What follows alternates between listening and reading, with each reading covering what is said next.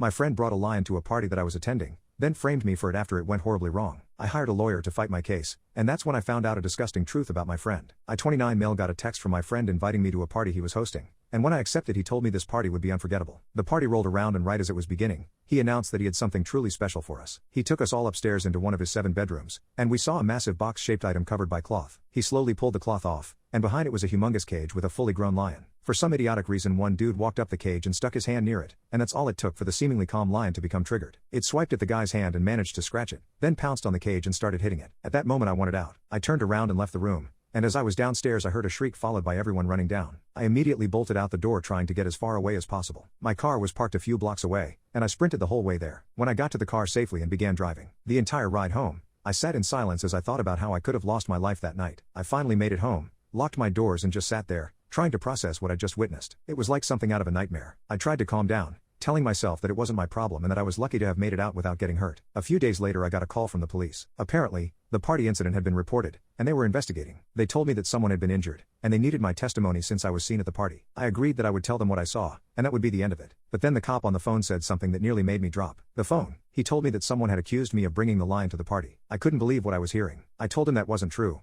and I wasn't even the host of the party. It was a man named Marcus. The cop told me that I needed to come to the station for questioning because several other witnesses claimed otherwise. I knew I needed a lawyer. The first person that came to mind was my uncle's old lawyer. A few years back, my uncle had been charged with embezzling money from the company he worked for. The evidence was stacked against him. They had bank statements, forged documents, everything. Everyone said he was going to prison for sure. But then the lawyer took the case. He picked apart the prosecution's evidence piece by piece. He found flaws and inconsistencies that no one else had noticed. It was like watching a master at work. By the time he was done, not only was my uncle acquitted, but the case had practically collapsed. To this day I didn't know if my uncle had been innocent or not, but I knew that this had saved my uncle's life and career, and from that moment on, our family swore by him. I knew hiring this man, I'll just call him Tommy, was going to cost me a lot. He didn't come cheap, but I didn't care. I needed the best, and Tommy was it. The thought of facing these charges without someone like him in my corner was scary. So, I picked up the phone and called him. I hoped he'd agree to take my case. He and I met up before heading to the station. He laid it all out for me, the charges I was facing, how serious they were and what kind of trouble I could be in if I couldn't prove my innocence. Reckless endangerment, causing harm. I could be looking at serious jail time. When we got to the station,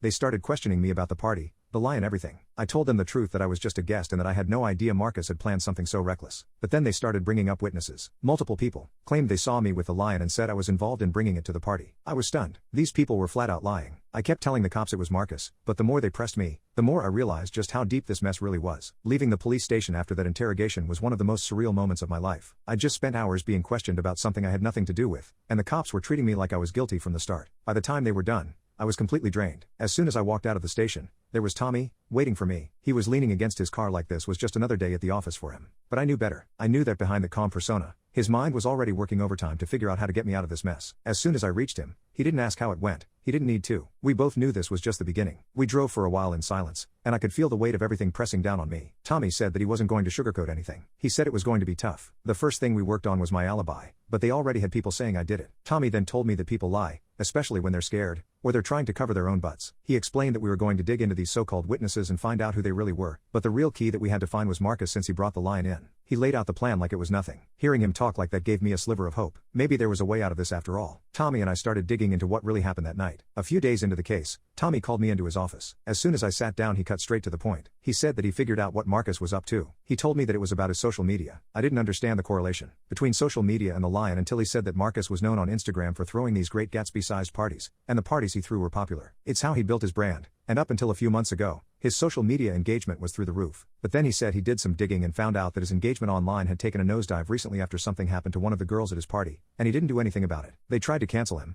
and they succeeded. Likes, comments, and shares were way down, and considering how much he relies on that for his income, that was a big problem for him. He pulled up some screenshots on his computer and began showing me the stats. Tommy revealed that Marcus was desperate and knew he had to do something big to go viral again. That's why he brought that hungry lion out. He wasn't just planning this for fun. This was a calculated move. He'd been setting it up for weeks, reaching out to a dealer to rent the lion, planning the whole stunt down to the last detail. He was banking on the chaos to make the party go viral, to get people talking about him again, and to get those engagement numbers back up. It all started to click in my mind. Marcus had always been obsessed with his image and being the guy everyone talked about, but lately, he hadn't been getting the attention he craved. So, he decided to do something so outrageous that people couldn't help but notice. I asked him how he found out all of this, and he told me that he found a few key things: emails, text messages, and even a couple of posts on social media that didn't get much attention at the time. Marcus even dropped hints in some of his posts. He made comments about how his next party was going to be legendary and unforgettable. At the time, nobody thought much of it, but now it all adds up. Tommy told me that this was how we were going to prove my innocence. Marcus wasn't just throwing a party, he was orchestrating a viral event. But when everything went to hell, he needed a scapegoat. And since I was one of the few sober people at the party, I guess I was the easiest target. But now we've got the evidence to show it was all his idea from the start. Hearing Tommy lay it all out like that was both infuriating and a relief. It made perfect sense now. But even with that evidence, things kept getting worse. I started getting these creepy, anonymous messages telling me to drop the investigation. Someone even tried to break into my apartment one night. I knew Marcus and his buddies were behind it, trying to scare me off.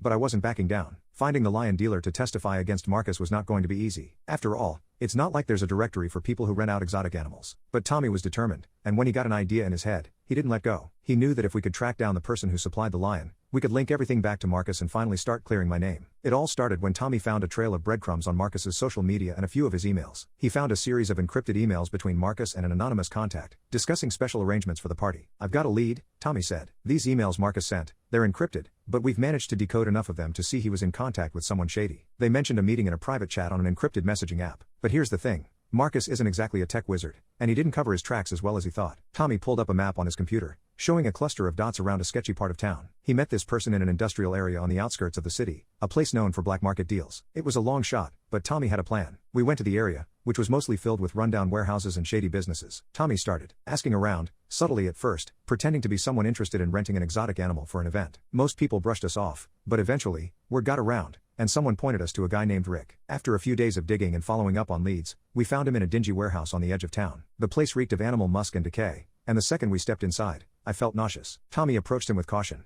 knowing we had to play this just right. Rick eyed us suspiciously. We told him that a friend of ours recently rented out a lion, and we were trying to do the same. We told him that the friend sent us. He then asked who the friend was. We told him it was Marcus, and as soon as he heard that name, he eased up. We then asked him if he could give us the rundown on the price and how he knew Marcus. Rick hesitated, but then he shrugged. He said that Marcus came to him a few weeks before the party and said he needed something big, something that would get people talking. Rick told him a lion wasn't exactly a petting zoo attraction, but Marcus didn't care. Marcus paid him a small fortune for the lion and didn't ask too many questions. Tommy exchanged a quick look with me, a look that said, "We've got him." Rick's confession tied everything together. Marcus had sought out the lion dealer himself, paid top dollar and set the whole thing in motion. It was the final piece we needed to prove that Marcus had set up the stunt from the very beginning. After getting Rick's testimony, we headed to Marcus's neighborhood. I remembered that one of his neighbors had a doorbell with a camera that pointed directly across the street from Marcus. When we got there, we asked the woman living there if we could check her footage due to the incident. She agreed, and lo and behold, the camera had captured Marcus leading the lion into his house before the party. The footage was clear as day. It showed Marcus handling the lion and bringing it inside. The closer we got to revealing the truth, the more desperate Marcus became. It was clear that the walls were closing in on him, and he knew it. But instead of backing down, he pressed me more. At first, it was just anonymous threats and nasty messages left on my phone and a brick through my apartment window. But then things took a terrifying turn. One evening,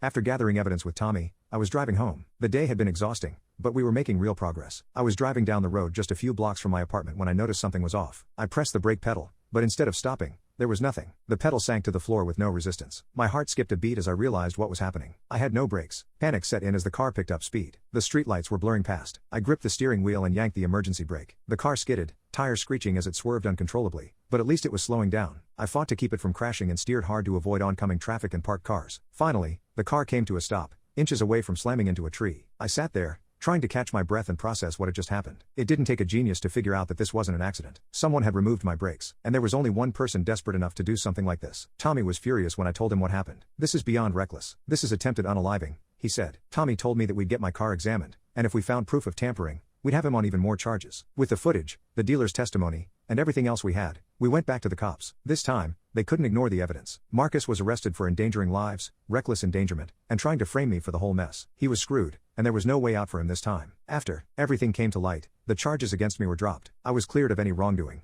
but the whole experience left me shaken. I had been dragged through hell for something I didn't do, and it almost ruined my life. Marcus ended up facing a laundry list of charges and was looking at serious prison time.